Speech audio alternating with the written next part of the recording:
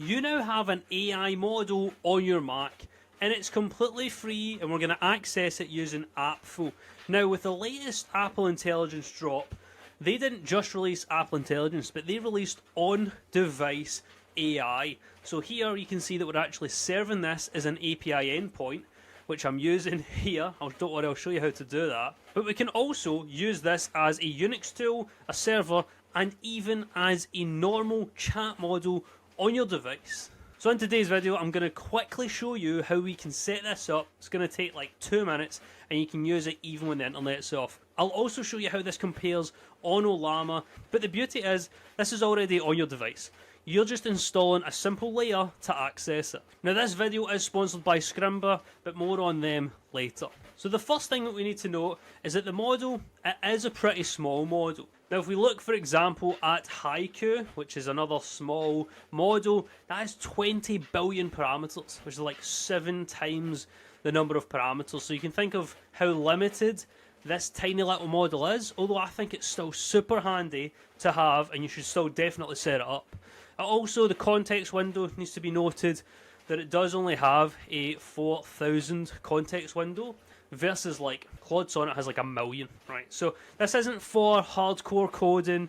This is simply to show you that you can have something offline that works super easily. How do you actually set this up? Well, all you have to do is make sure that you're on the latest macOS, and then all you have to do is copy this brew install apfel. Now, once you run that, it will then come and install apfel on your machine, and all apfel is like a Swift intermediary app that allows you to then interact with the LLM that's on your device. If we scroll down here, you can see there we have our hardware, we have the model, it has its own software development kit.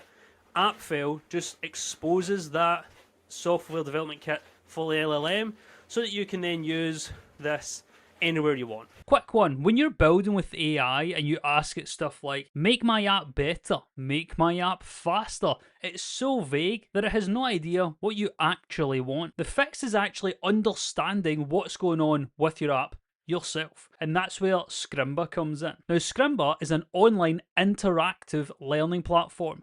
It's not like other ones, because other platforms normally it's pretty boring. You're sitting watching a video and that's it. Whereas in Scrimba, you can pause the video, jump inside the screen of the instructor, and actually start editing their code, running it, seeing changes, and then jumping straight back in and watching the rest. So go check out Scrimba by using the QR code here or using the link below and actually understand how your app works so that you can make real money with it in production or get an actual job. Anyway, let's get back to the video. So once you've installed it, you just write apfel and then in quotation marks whatever you want to say and it will run. Now the first time for me it didn't work properly here because I didn't have my languages the same. So I'm in the UK.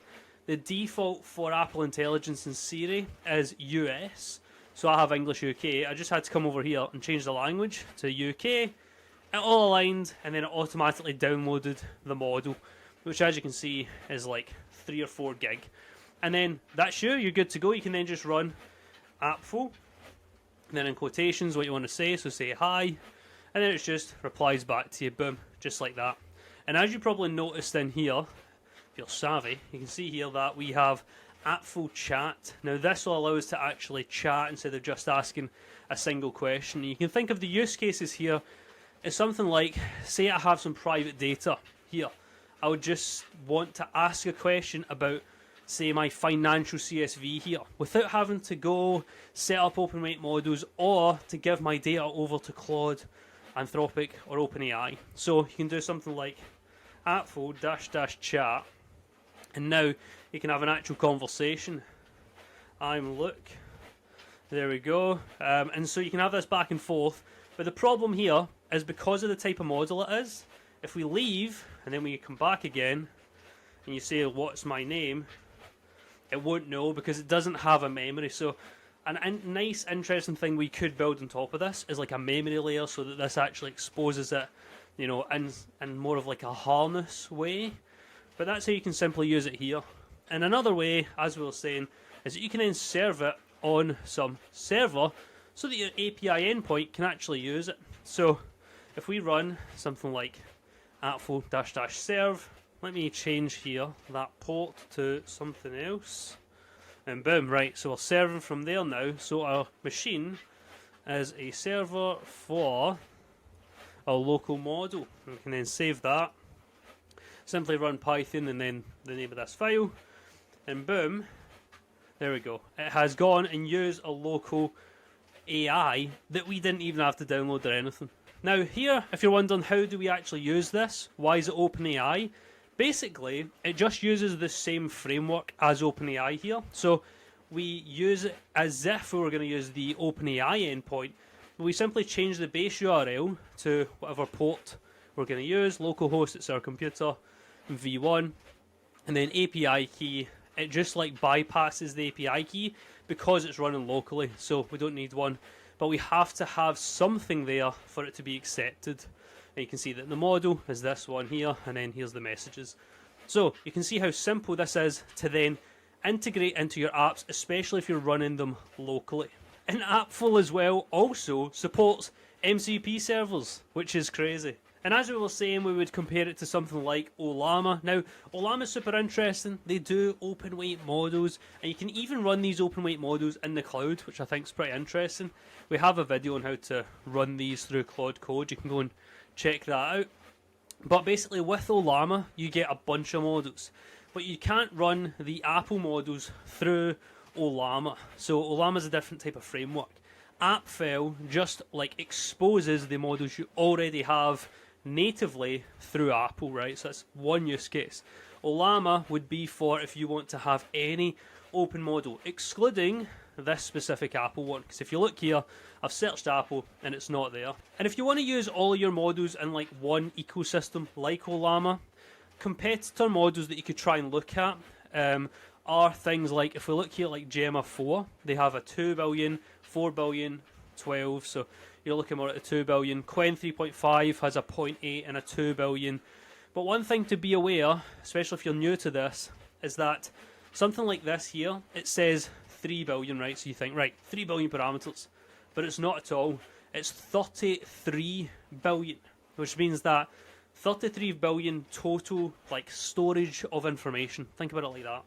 And that the 3 billion is all that's active at one time, which makes it efficient for its size, but it still means that it has, like, in effect, 11 times more information than your little one, right? It just means that it has less active at one time. So these aren't actually a like for like. A like for like is something more like one of these little 2 billion ones.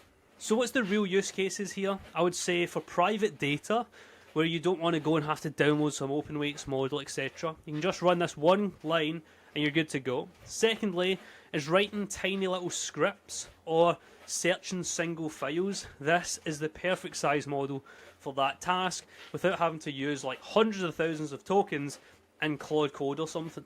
And so there you have it. Now, I wanted to mention that I also have a Skool community, skool.com/look, where I help you build apps, websites, automations, just like I do, for myself and have been doing now for years and for clients. So if you're interested in that, join at the link in the description below, and I'll see you in the next video. Bye bye.